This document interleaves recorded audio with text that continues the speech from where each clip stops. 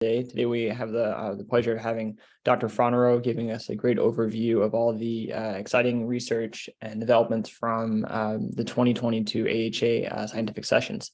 So Dr. Fonarow, I'll turn it over to you, and thank you very much. Great, thank you. So thanks all for joining. First, let me start off congratulating all the faculty, fellows, other trainees, collaborators that presented original research at scientific sessions or were giving invited talks or moderating. Really appreciate the great showing, and particularly the showing of the UCLA Cardiology fellows at scientific sessions. So great work there.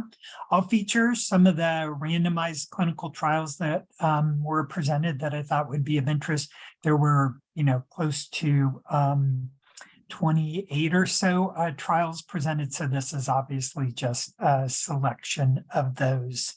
So with that, I think we'll kick it off with one that is Transform-HF. This is an interesting one for the findings, but two representing a pragmatic trial embedded in the electronic health registry, and shows how kind of a scalable trial can be done at potentially lower cost than traditional type of trials.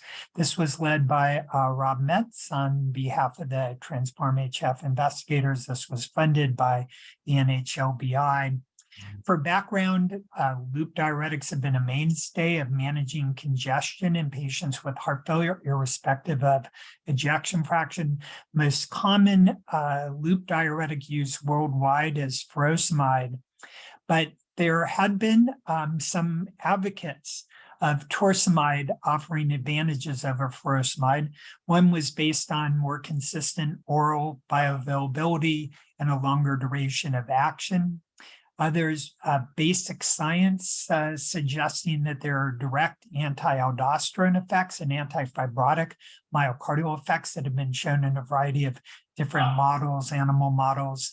And then there had been mixed data from the observational studies, but some had suggested there was, in a non-randomized fashion, torsemide had superiority over furosemide, particularly for hospitalizations, but a few even for mortality. And there had been small and underpowered randomized clinical trials.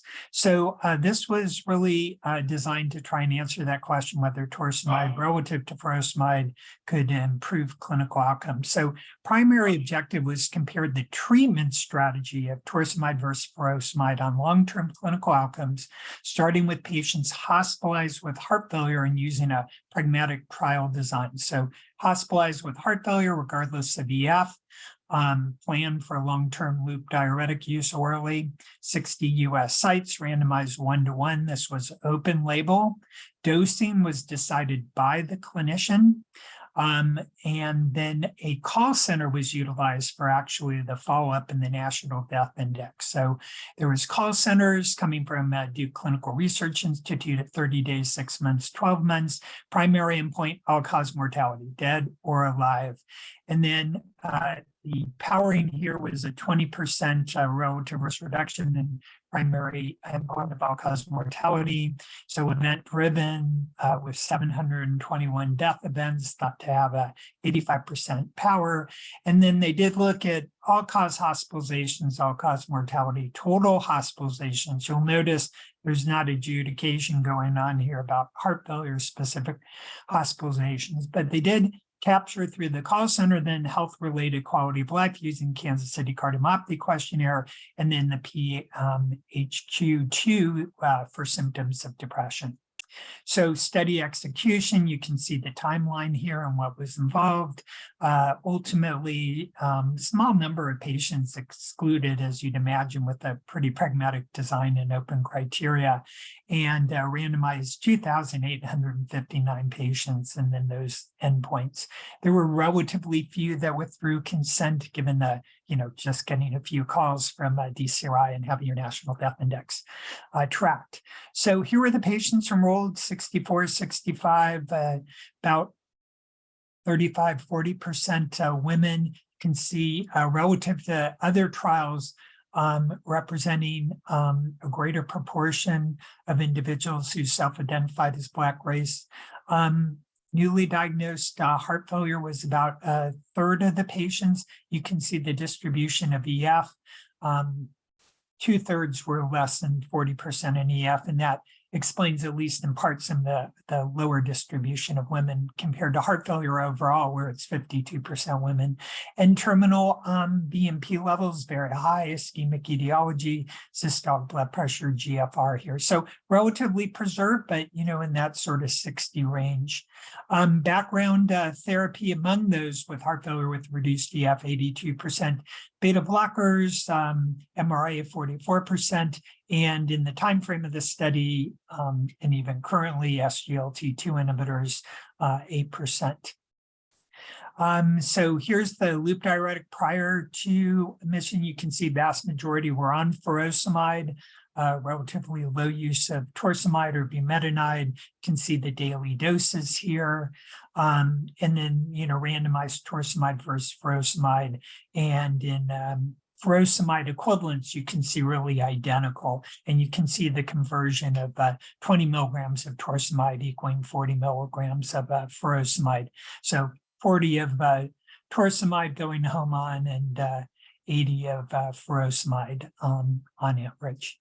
So primary results here, all-cause mortality. Do we have a winner? No, we've got similar outcomes. Here's furosemide. Now notice the event rates here, 17 per 100 patient years, 26% total over the follow-up of the trial.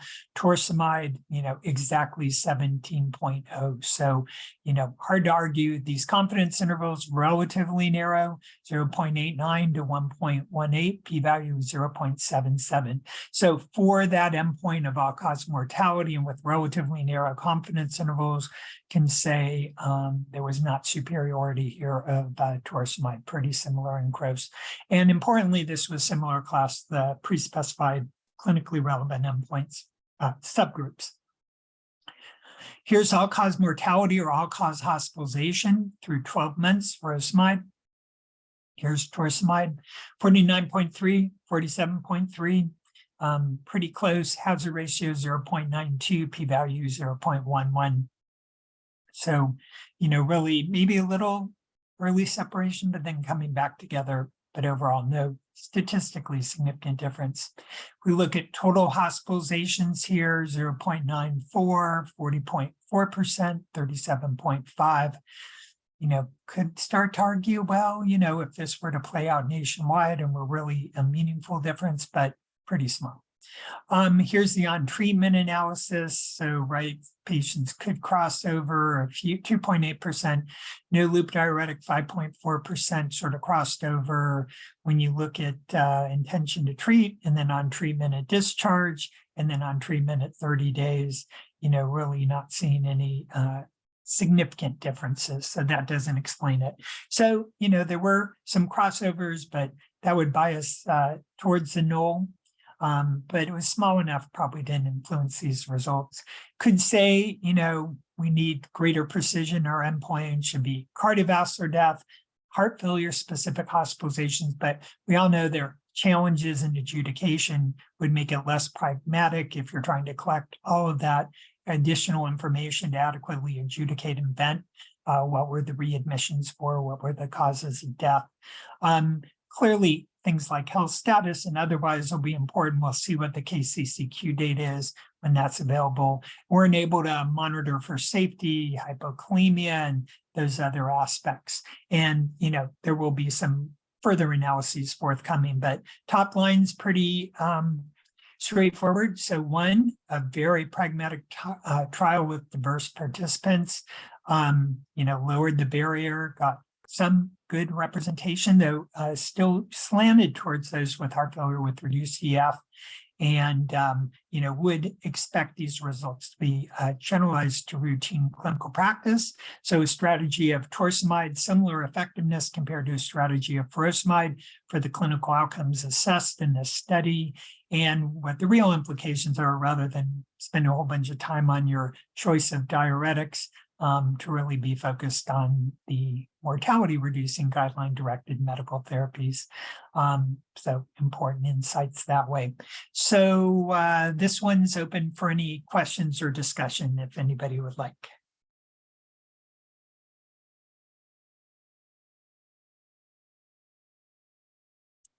Okay, hearing none, we'll move on. The next trial is prominent. This is looking at pemafibrate to reduce cardiovascular events in patients with diabetes with high triglycerides and low HDL. Carol Watson was actually the discussant at the late-breaking trial session where this was presented.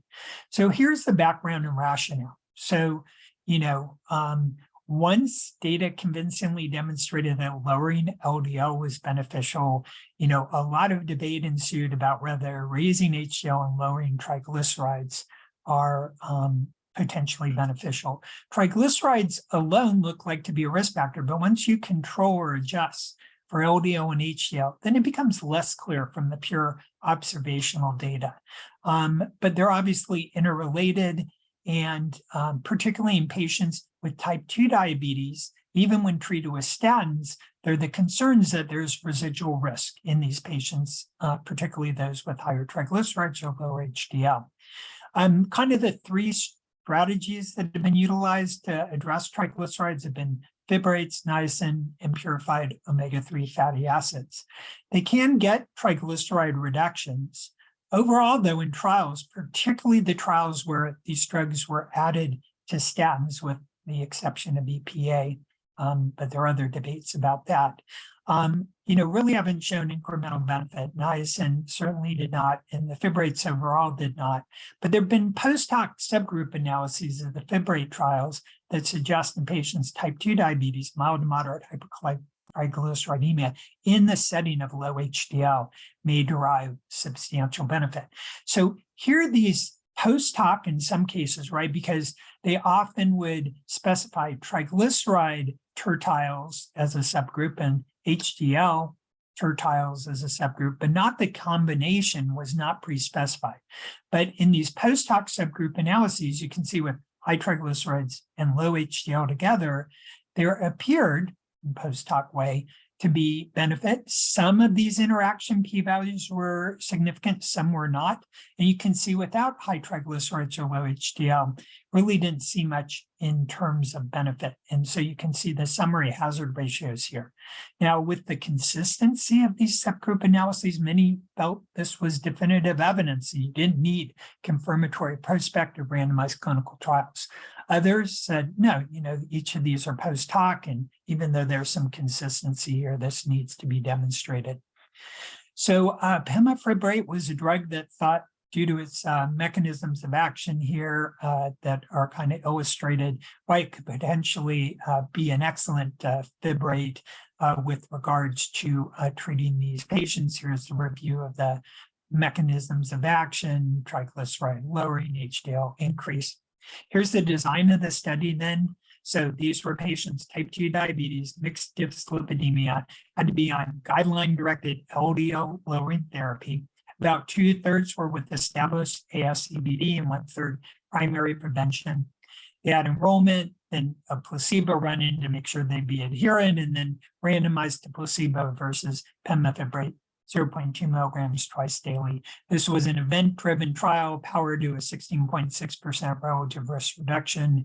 They also did pre-specify the number of CVD events they wanted in women, so that could be potentially adequately powered subgroup. So here are the inclusion and exclusion criteria. So type 1 diabetes out, type 2 diabetes in, triglycerides in the 200 to 499 range, above 500 and above, risk of pancreatitis. So, randomizing to placebo wasn't thought to be the option.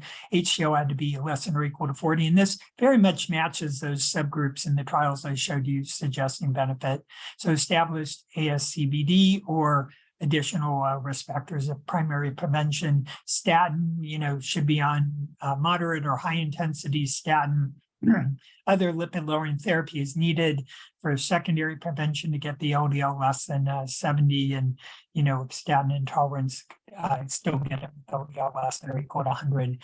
So liver disease, renal disease, class 4 heart failure, recent MACE event, major concomitant non-cardiovascular disease, all exclusions.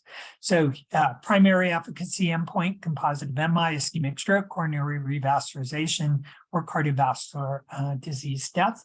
And then a whole variety of secondary endpoints and safety endpoints for investigator-reported adverse events, lab parameters, renal events, and then exploratory whether there could be a benefit on non-alcoholic fatty liver disease. So 35,000 screened, you can see why they fell out, randomized 10,500 or so, and then intention to treat, and really excellent follow-up here. So, in the 97% range for vital statistics, and you can see the time course from 2017 to 2022. So a bounced cohort, type 2 diabetes, obviously 100%, but duration greater than 10 years and close to half. Females represented 28%.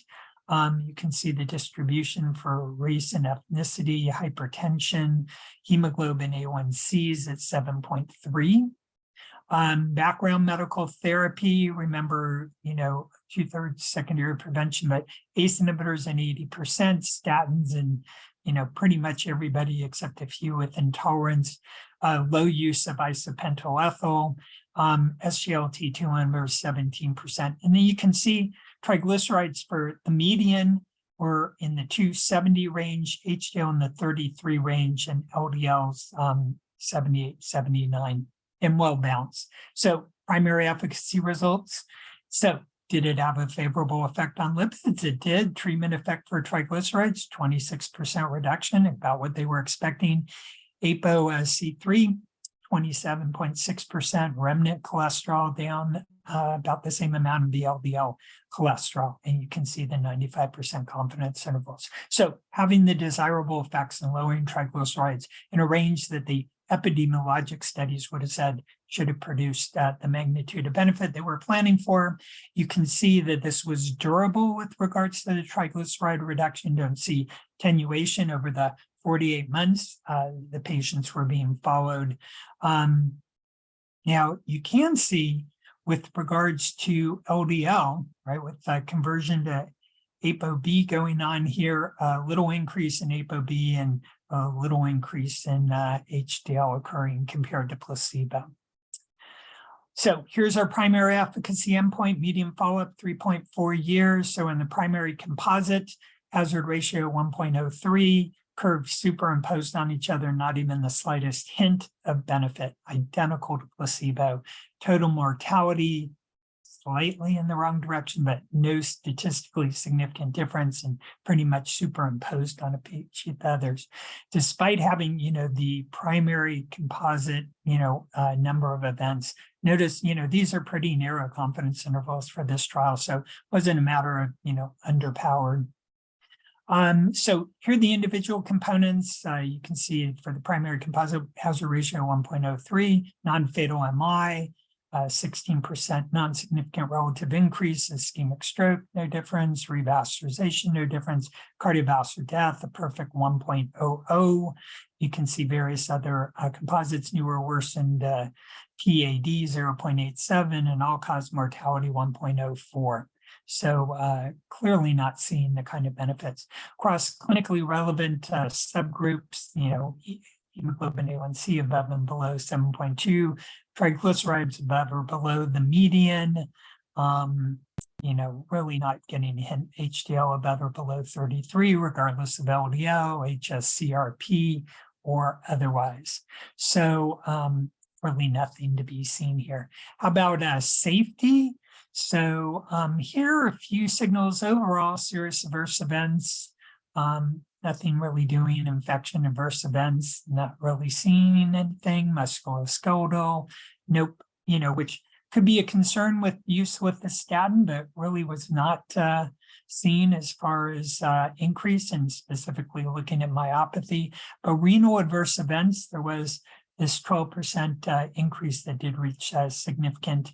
And veno thromboembolization, interesting, 2.0 hazard ratio, and did reach significant, so 71 versus 35 events. Regards to liver function tests, maybe trending favorable. And then non-alcoholic fatty liver disease, you do see this 22% risk reduction with pemafibrate, but in light of all the other findings and the other safety concerns, not enough. So efficacy, why we saw favorable effects on triglycerides, VLDL cholesterol, remnant cholesterol, ApoC3 in the 20 to 30% range, didn't get the reduction in cardiovascular events in a group that post-hoc subgroup analyses had said should have worked consistently, didn't when it was prospectively tested.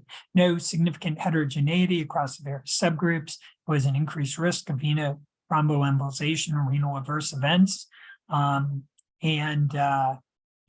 hepatic events were an investigator-reported non-alcoholic fatty liver disease events.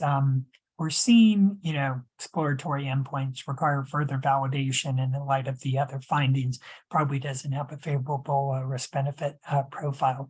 But certainly its use as lipid medication in this patient population is studied. We really didn't see the benefit. So it highlights the complexity of lipid mediators. Doesn't mean these aren't risk factors, but doesn't mean they're necessarily risk mediators. And the response to these type of patients is drive down ApoB, drive down LDL even further to maximize their benefit. And you could say, well, there's offsetting harm from the LDL and the ApoB. But again, the reaction would be drive down LDL and ApoB rather than focusing on triglycerides. For at least in this range. But there are other trials of agents that use alternative pathways targeting either ApoC3 or angiopoietin like protein 3, so ANGPTL3, and we'll see how those trials turn out. So these were the findings here. As far as, common question is you see these kind of elevated triglycerides in some of your patients with type 2 diabetes where you've controlled their LDL and what to do. Certainly fibrate based on the prior data, and this prospective data is particularly looking at the subgroup that was thought perhaps if there was going to be any benefit of fibrates would benefit, wasn't seen. So this one is also open for any questions, comments, or discussion. Dr. Fonarow, I have a question. So thank you very much for your presentations. So just putting together, the pathobiology of atherothrombosis with this kind of large clinical trial. So if I understand correctly, triglycerides are a risk factor, but that risk factor seems to be negated if your LDL is well controlled on statins or other therapies. Is that how we're putting everything together? Yeah, it's a good question. I think the challenge is, of course, even if your LDL wasn't well controlled, the prior studies without statins, it was pretty marginal in mixed benefits. Most of the fibrate trials, and when you pull them together, do not show benefit. Now, it's true VA hit did show a modest benefit, but that may have been an outlier rather than the true effect. People are banking and saying, well, if you're on a statin, then we're not seeing the benefits, but it's still not entirely clear, even without statins, even with their LDL up, that, fibrates alone or having a benefit based on the totality of the clinical trial data. Now, when you get into the more complex, how you lower these agents, the lipoproteins, how you lower triglycerides may matter. So the mechanisms of the lowering may very well matter. And so that is where, here you're seeing through this mechanism that triglycerides were lowered, but there was, greater than retention of ApoB and ApoB containing lipoproteins. So LDL went up and ApoB went up, which, is in the opposite direction. So these triglyceride rich particles that contain ApoB are thought to be atherogenic, but it's not necessarily the triglycerides per se. Thank you. Great. Any other comments or questions? Okay, super.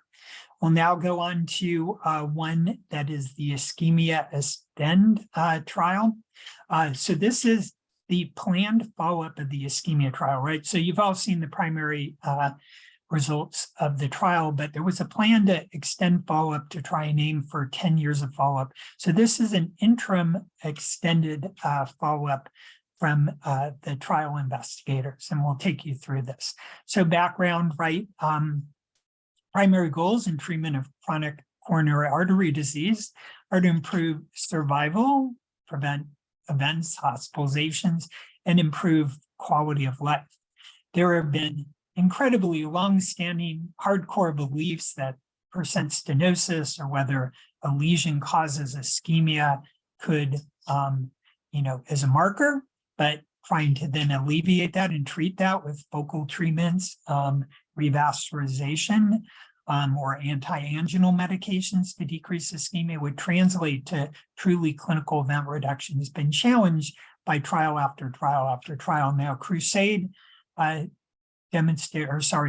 Courage demonstrated overall no benefit with regards to revascularization. But the criticism was, well, patients with really moderate or severe ischemia, maybe they weren't well represented in the Courage trial, and we need a prospective trial to look at that. And so that was the rationale for the ischemia trial. So the primary endpoint, comparing an invasive versus conservative strategy after you did something to exclude those with left main, to look at 5-component major adverse events, and then secondary outcome of angina related quality of life. Of course, the challenge is it's not sham controlled or double blind. So when patients are completing their quality of life questionnaire, they know how they were treated, and that does influence that response. Now, when the trial results came out, there was thinking maybe there'll be emergence of benefit if we follow patients longer. And so that's part of what the rationale is here. So here's the original follow-up, 3.2 years median follow-up. And you can see that overall for the 5-component cardiovascular death, MI, hospitalization, unstable angina, heart failure, resuscitated cardiac arrest, that overall for the primary endpoint, there was no significant reduction. If you look closely at the time course, so there were some para-procedure MIs that are being counted here. And so this early hazard with the invasive approach. And then there is a little bit of crossing in a delta here. So 1.9% higher risk for 6 months, over the next 4 years, a minus 2.2%. Overall, you come out, pretty close, but those favoring the revascularization strategies like, well, with a little longer term follow-up and these differences in the composite, certainly we'll begin to see, survival advantages over time, or maybe not. So it is important to recognize there is some, crossover here. So the conservative management group, 23% over that 4-year timeframe are crossing over to being revascularized during that time frame. And with regards to how patients reported, quality of life overall, there wasn't much difference. But if you had, angina at baseline that was significantly being reported, you did report some durable improvement. But again, weren't blinded to how it was assigned and, maybe what you thought the investigators wanted to hear. So if we look at the components here, here's all-cause mortality, here's cardiovascular death. But there was this, little bit of interesting finding with regards to, and this is, adjudicated by an event committee with regards to CV death and non-cardiovascular death. We do see a little shift here. So invasive, slightly lower cardiovascular death, but invasive management versus conservative, you are seeing, this increase. And it was predominantly excess malignancies. Now, you may say, there's competing risk for mortality. And if you do a little better cardiovascular wise, then you can live to get your fatal malignancy. But, we're not seeing that like cardiovascular separation that would really explain that. So this is the data that. So you can see those hazard ratios does reach significance, but again, pre-specified endpoint is not this. So here's the objective: to look at the longer term follow-up and between group differences to increase precision around the estimates for all-cause mortality and then cardiovascular, non-cardiovascular mortality. Now, the problem is, of course, you're following them extendedly using death certificates. You're not adjudicating the mortality. So most reliable here is all-cause mortality. So here's the extension. They're planning to follow these patients for total 10 years. So 2026 we'll get there, but investigators thought, hey, it's worth taking an interim look. We're at 5.7 years. If there was something really important being seen, should know it before we get to 2026. So, the original trial eligibility is detailed here. Cardiovascular mortality is pretty broad and included undetermined cause of death. And you can see some other details. So, the original randomization, intention to treat 5,179 patients. There were 22 deaths that couldn't be broken down further. They did use Bayesian survival modeling to look at the posterior distribution of the treatment effect. So you can see how patients were randomized. You can see then the 3.2 years of follow-up. And then as we get to 5.7 years, you have relatively few, 18 and 18, asking to come out and not be followed further. So here's the original ischemia cohort, then surviving, not withdrawn, can see really matches well. And then the 65 that withdrew, not much going on there in their differences. So a little bit with regards to race, but diabetes pretty similar and EF pretty similar. Okay, so you can see by having now the 5.7 years of median follow-up, we kind of come close to doubling the number of deaths. So now at 5.7 years, we're at 557 deaths. So that's given us more power here. So here it is through the extended follow-up, all-cause death, and those curves are still pretty much right on top of each other. So those banking that those, MIs beyond the 6 month would play out over the longer term to be less death, at least for all-cause mortality. We're not seeing it, at least through the 5.7 years of median follow-up, and here with the Kaplan-Meier curves out through 8 years, the relative number of patients in years 7 and 8 of follow-up is small, not seeing a separation. So the adjusted hazard ratio 1.00, and you can see the p-value of 0.741 and the 7-year rates as shown there. So, averaging about 2% per year death rate, and no difference between revascularization or not. Now with cardiovascular death, we do see potential advantage to the invasive approach, 0.78, so 22% relative risk reduction, confidence intervals don't cross 1, the fine gray, p-value 0.008, so 8.6 versus 6.4 in the 7-year rates. So one snapshot, probably a little bit of insight into how you look at the therapy and how important or not that you put on cardiovascular death. But when we look at non-cardiovascular death, what we see here is also kind of interesting. This trend really persists. Hazard ratio 1.44, statistically significant at the 0.016 and 5.6 versus 4.4. So there is this, difference, but there's obviously a lot of limitations of the cause-specific mortality. You could come up with various hypotheses to why this would be absurd, but obviously most reliable is all-cause death. If we look at the pre-specified subgroups, nothing much going on here. The only thing closest to an interaction would go opposite what you'd think. The meta-ischemic eligibility criteria, according to Core Lab, seems to be greater benefit if it's no rather than yes, and really nothing else. Multivessel disease, otherwise severity, differences in guideline-directed medical therapy, frequent anginal episodes. So really not seeing a difference here with regards to that. Now, if we look at various definitions of stenosis, when we come for all-cause mortality, likewise, you're not identifying a subgroup where, wow, they had more extensive coronary disease, they were better candidates and somehow benefited.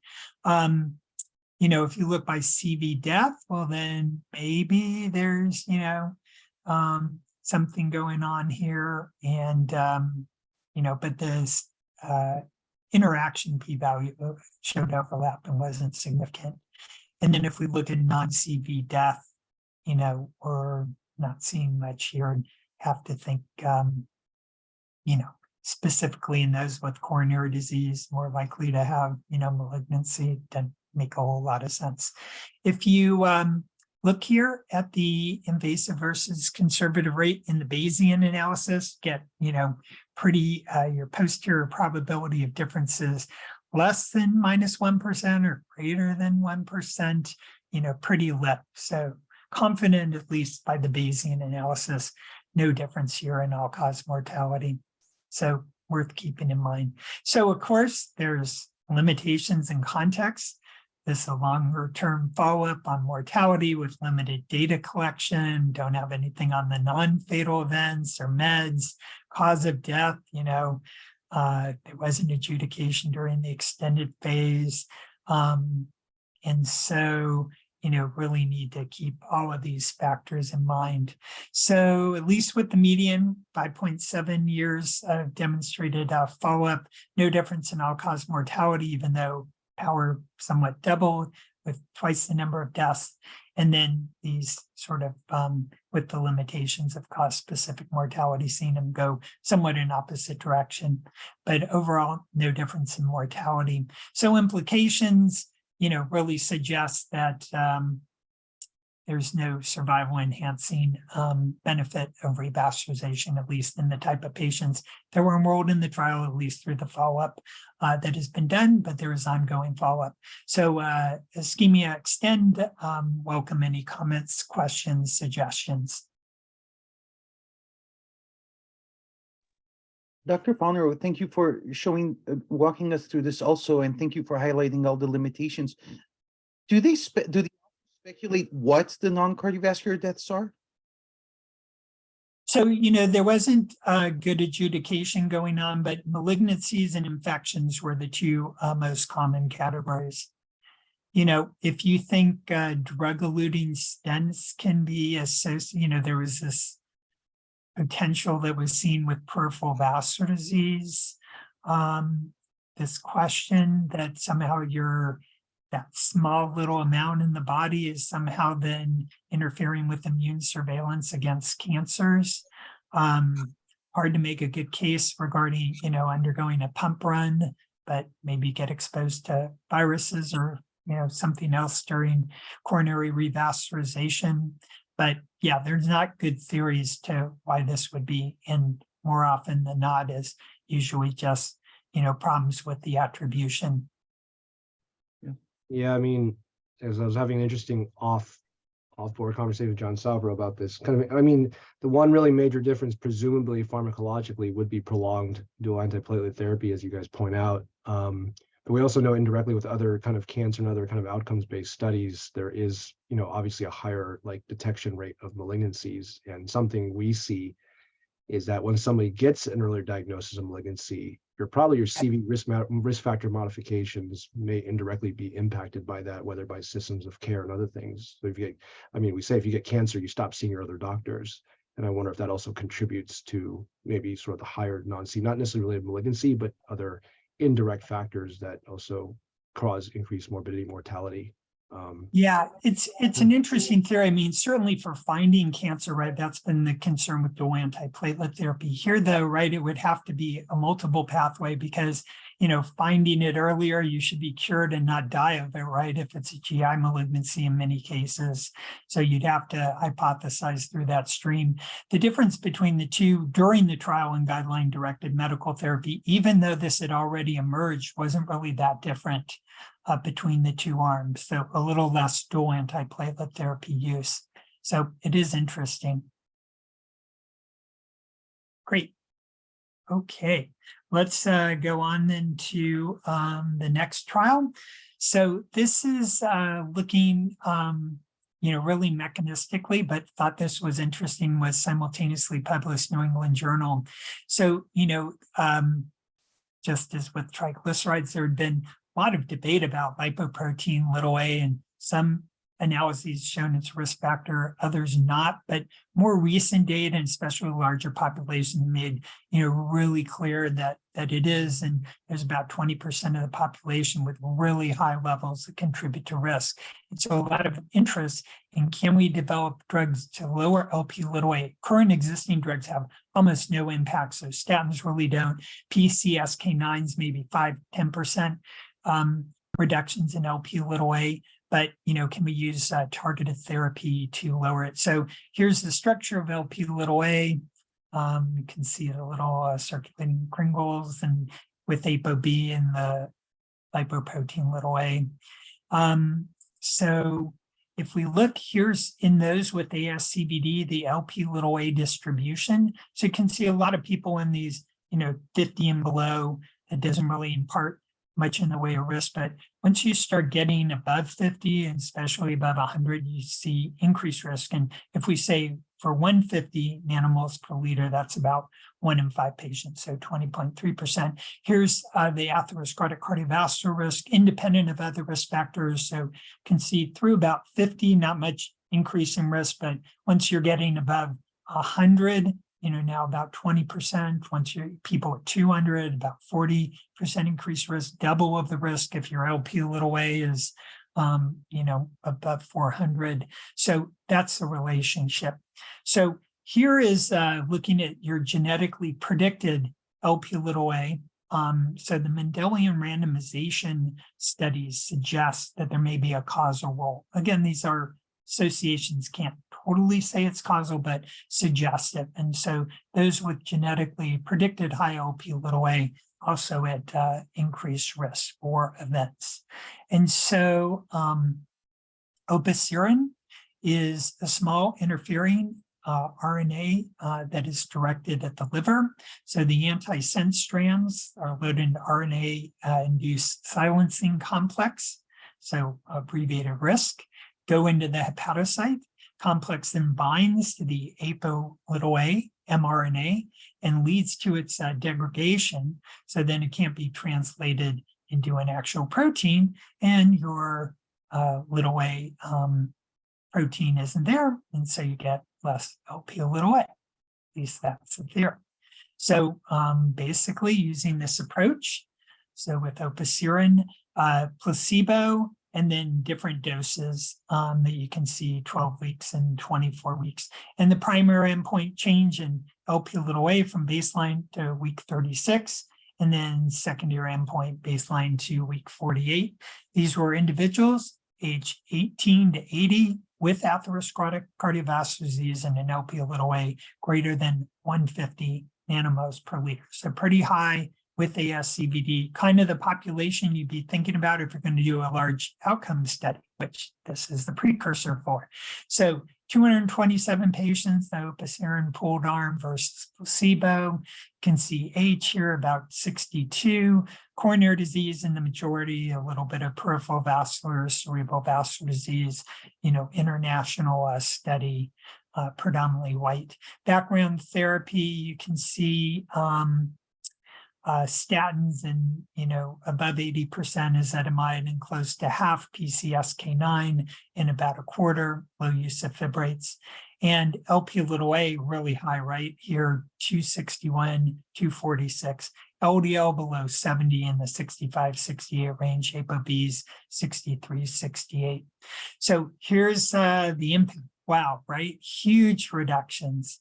And at that 225 dose, Q administered, you're almost talking 100% reduction. So very large reductions and then, completely sustained. So really impressive in that regard. So in falling after the last drug injection, you see still maintaining low levels, but gradually increasing over the from week 24 to week 48.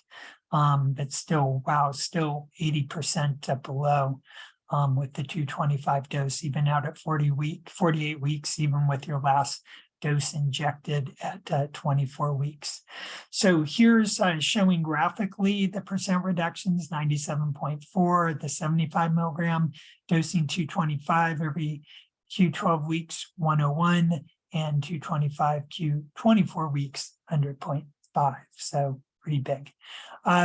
Percent getting their Lp(a) concentrations below 125, about 2/3 at the 10 milligram dose, but essentially 100%, but the dose is higher than that. Here's waterfall plots. So you can see, most every patient at those higher doses are responding as you would expect. Here it is by subgroup, so regions of the world, high potency statin or other lipid-lowering therapy by baseline LDL. So really across the board, these very large reductions in Lp(a). So we can get these significant reductions here. Here's change in LDL cholesterol and ApoB. So there is some reduction with this agent in lowering LDL and ApoB up and above the traditional LDL lowering therapies patients were on. Safety and tolerability looked pretty good here for serious adverse events, if anything lower than placebo. Myalgias, not really much going on here, probably related to background therapy or otherwise, or no SIBO effect. Injection site reactions, maybe a little higher at the higher doses compared to placebo, and hypersensitivity reactions a little higher at that 225 dose. So, but all, nothing here that's a deal breaker. So in conclusions, opisirin, a silencing RNA dosed at 75 milligrams or higher every 12 weeks, reduces Lp(a) concentration by more than 95% in patients with established ASCVD and high baseline Lp(a) levels. So pretty impressive, going to go to the large scale clinical outcome trials, but thought this was of interest to see what is on that horizon. Drug appears safe and well tolerated. Some injection site and related hypersensitivity that was seen, and this is a foundation for a phase 3 trial that's going to commence later this year. So this was published New England Journal, and welcome any comments or questions. Okay, let's go to the last one. On the coronary disease theme here, this is a study to look at CTA as a strategy for further risk stratifying patients with suspected coronary artery disease. So new onset stable chest pain, we all encountered in clinical practice, common problem. There are a whole bunch of testing done to further risk stratify these patients. So, the strategies are to, try and figure out who's at risk for coronary events and may benefit from medical therapy or revascularization. There are costs with the tests. Going directly to cath would lead to, a number of patients having relatively normal caths and the cost and inconvenience. So there are goals of reducing unnecessary testing if possible, improving diagnostic yields, also trying to avoid, procedures, including revascularization that may not be indicated or benefit the patient. And of course, we'd like to identify those at sufficient risk that, treating them in the secondary prevention realm with medical treatment would be worthwhile. So, a lot of the studies have been observational rather than randomized. So having prospective randomized studies is really important. The hypothesis here in stable but symptomatic patients with suspected coronary artery disease that a precision strategy where they incorporate, a risk model and then an algorithm for treatment compared to usual care would come out ahead. So these were non-acute chest pain who were thought to clinically need testing for suspected coronary disease, had no prior known coronary artery disease, or had been tested for potential for CAD in the last year. So 2,100 patients. Usual testing, kind of what you wanted to do, stress echo, stress nuclear, plain tremolo, or go directly to cath. And in fact, sites were allowed, and you want to send the patient directly to cath, go to cath. Precision strategy was use this PROMIS risk score, those figured to be a very low risk, deferred further testing. But if you were then going to test based on the risk score, that would do a CTA and then selectively fractional flow reserve. And then all subsequent care testing decisions made by the clinicians, guideline-directed medical management is indicated, recommended for all. And then the primary endpoint, where you would have said, okay, death, non-fatal MI, pretty good. But third component is cath without obstructive coronary disease. Well, one arm, you can go directly to cath. Other arm can't go directly to cath. So do keep that in mind. And then a variety of secondary endpoints. So the PROMIS minimal risk tool was developed from the PROMIS trial. You'll recall that trial looking at CTA versus traditional stress testing did not show a meaningful difference in the two strategies, unlike what the investigators hypothesized. But here they used and developed a risk score, area under the curve 0.76. Does a little better than Framingham or the Diamond Forrester model, 10 clinical variables, and decided, to who's at minimal risk. It really identifies, most of those patients not to be at minimal risk, but does identify about 1 in 5 that does. And again, the C statistics, kind of moderate discrimination. These have been published. So the composite primary endpoint, all-cause death, non-fatal MI, or cath without obstructive CAD. They construe this as net clinical effectiveness, but again, one arm, you can go directly to cath. Primary endpoints were adjudicated by a blinded clinical event committee. Here's the powering. And again, clinicians are then deciding what to do. So you can see with the precision strategy, 21% were low risk, 79% elevated risk. In the usual testing, similar breakdown, but remember, they didn't have the precision strategy exposure. They all got the usual testing. So that is after the fact. And then you can see that, testing, 89% in the low risk category didn't have testing, 11% did kind of cross over in that sense that they did have testing. And the elevated risk group, 93% underwent CTA with or without fractional flow reserve by CT, follow-up 11.8 months. So we're talking, relatively short within that year. So that's the analysis. You can see here with regards to the demographics, well matched their 10-year ASCVD risk in the 8 range, chest pain and 82%, anginal type being typical and only about 1 in 4. So here you can see that CTA 48%, CTA post-fractional flow reserve. There are a few little additional stress tests thrown in.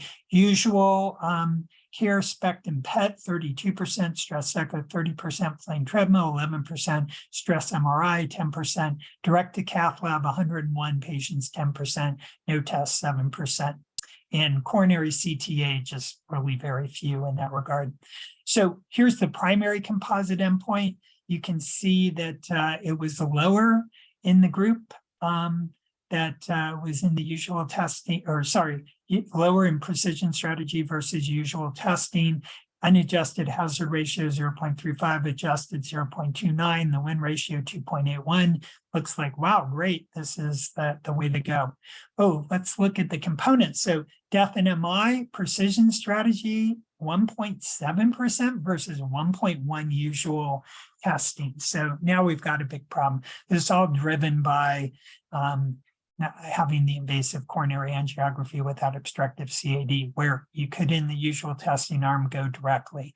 So that's what drives it. Clearly, a 57% increase in death and MI, even if non-significant, it's not in the direction we would like. So this strategy clearly has some issues and seemed to be self-fulfilling for the primary endpoint by how the trial was designed. Can see across clinically relevant subgroups, using that primary endpoint, favors precision strategy, but that was self-fulfilling. And then really interesting, precision strategy had actually numerically more revascularizations. So, that again, favoring the usual care approach. So you can see how the secondary effective endpoints broke down here. There was a little bit of extra cardiovascular protective meds, frequent angina by questionnaire, no difference whatsoever superimposed. So a lot of limitations here. The one most limiting the study is the self-fulfilling primary composite endpoint, and for death and MI going in the wrong direction, revascularization going in the wrong direction. So don't think the study really supports the conclusions the authors have put forth. So we're still left not knowing what are the ideal strategies with regards to evaluating these patients. There does suggest CTA may be in that algorithm, but clearly I don't think we have enough evidence to suggest superiority, and some concerning trends. Further follow-up may give us additional insights into this population. So with that, happy for any additional comments or questions with regards to this presentation and the precise study or any of the other aspects. Thank you for pointing out all the limitations of the study design, Dr. Fonarow, because that's key in interpreting the results.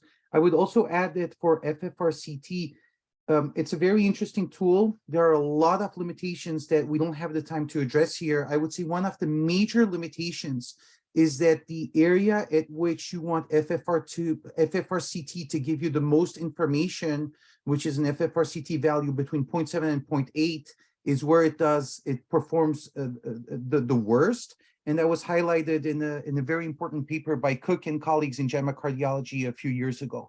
And subsequent data has also supported that. So FFRCT basically does well when you need it the least, is the way I would approach it. And then there's the added limitations and also exciting aspects of coronary CTA. So I think everything to be taken with a grain of salt. Yeah, nicely said, Renee. I completely agree. Any other comments or questions on any of the presentations?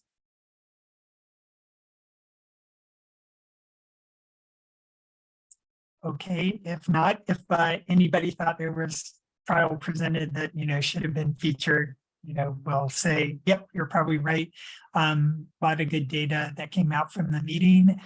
Thank you all for participating in the session. We'll send out a copy of the slides to everybody or anybody who wants them. And thank you again so much for joining today. Have a great rest of the day. Thank you, Dr. Fonarow. Thanks, Greg.